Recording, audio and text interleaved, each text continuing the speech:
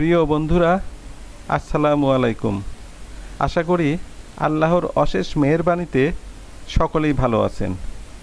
বন্ধুরা, আজকের এই ভিডিওতে আপনাদের সামনে আমি দেখাবো এমএস এক্সেল প্রোগ্রামে একই শীটে তৈরিকৃত একাধিক টেবিলে একসঙ্গে একাধিক ফিল্টার কমান্ড প্রয়োগ করে বিভিন্ন টেবিলে বিভিন্ন রকম ক্রাইটেরিয়া দিয়ে ফিল্টার করে কাজ করার পদ্ধতি। তবে এখানে একটি বিষয় স্মরণ রাখবেন, সেটা হলো টেবিলগুলো অবশ্যই একটি টেবিলের নিচে আরেকটি টেবিল তৈরি থাকতে হবে।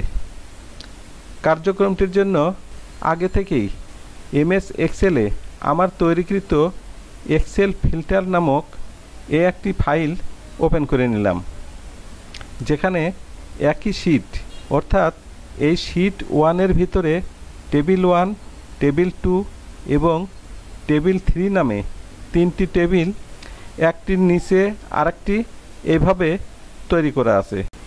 আমরা এখন যদি এই টেবিল 1-এ ফিল্টার কমান্ড দিতে চাই, সেক্ষেত্রে কার্সারটি টেবিলের হেডিংয়ের উপর রেখে উপরের এই টুলবারগুলোর মধ্যে থেকে ডান পাশের এই শর্ট অ্যান্ড ফিল্টার টুলবারের উপর একটি ক্লিক করে আগত এই অপশানগুলোর মধ্যে থেকে এই ফিল্টার অপশানটি নির্বাচন করুন। এবার দেখুন টেবিল 1-এ ফিল্টার কমান্ডটি কার্যকর হয়েছে। এবার এখানে প্রয়োজনীয় কলামের এই ড্রপ ডাউনে ক্লিক করে ফিল্টারের কার্যক্রম সেরে নিতে পারবেন।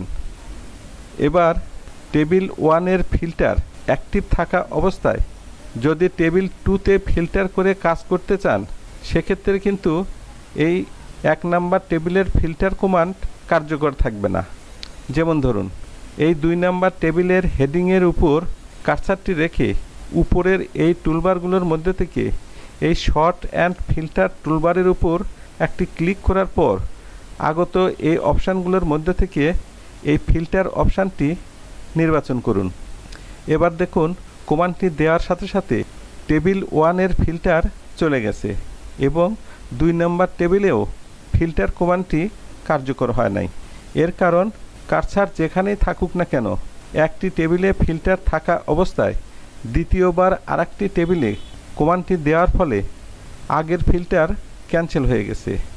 এবার 2 নাম্বার টেবিলে ফিল্টার কমান্ড দিতে চাইলে কার্সারটি টেবিলের হেডিংয়ের উপর রেখে আগের ওই একই নিয়মে ফিল্টার কমান্ড প্রয়োগ করতে হয়। এবার আমি সবগুলো ফিল্টার ক্যান্সেল করে দিলাম। তবে আজকে আমি আপনাদেরকে ফিল্টার করার যে পদ্ধতি দেখাবো, সেটা হলো একই সাথে এই 3টি টেবিলেই ফিল্টার কমান্ড কার্যকর রাখার পদ্ধতি। আর সেই জন্য এই 1 নাম্বার টেবিলের এই হেডিংয়ের উপর কার্সারটি রেখে কিবোর্ড থেকে কন্ট্রোল কি চেপে ধরে টি প্রেস করুন।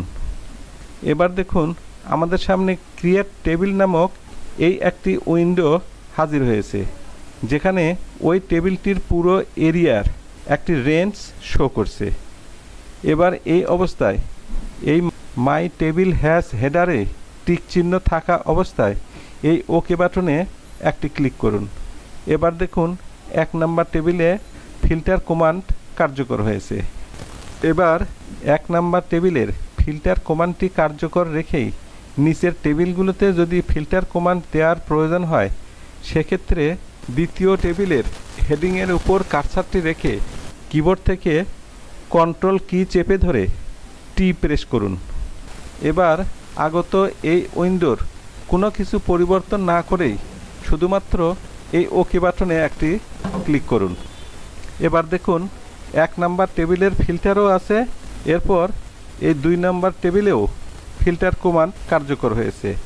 একইভাবে যদি 3 নাম্বার টেবিলটিতেও ফিল্টার কমান্ড প্রয়োগ করতে চান, সেক্ষেত্রে এই তৃতীয় টেবিলটির হেডিংয়ের উপর কার্সারটি রেখে আবারও কিবোর্ড থেকে কন্ট্রোল কি চেপে ধরে টি বাটন প্রেস করে আগত উইন্ডোর এই ওকে বাটনে একটি ক্লিক করুন। এবার দেখুন একই সাথে সবগুলো টেবিলে ফিল্টার কমান্ড কার্যকর রয়েছে। এবার টেবিলগুলোতে আপনার প্রয়োজনীয় কলাম বা হেডিংয়ের এই ড্রপ ডাউনে ক্লিক করে করে ভিন্ন ভিন্নভাবে ফিল্টারের কার্যক্রম সেরে নিতে পারবেন। যেমন এখানে এই 1 নাম্বার টেবিলের এই নামের উপরে ফিল্টার করলাম, আবার 2 নাম্বার টেবিলেরও মনে করুন অন্য একটি নামের উপর ফিল্টার করলাম, আবার 3 নাম্বার টেবিলের এই পদবীর উপর ফিল্টার করলাম। এবার দেখুন ভিন্ন ভিন্ন টেবিলে ভিন্ন ভিন্ন ক্রাইটেরিয়ায় ফিল্টার কমান্ড কার্যকর হয়েছে। আজকের ভিডিও এই পর্যন্তই।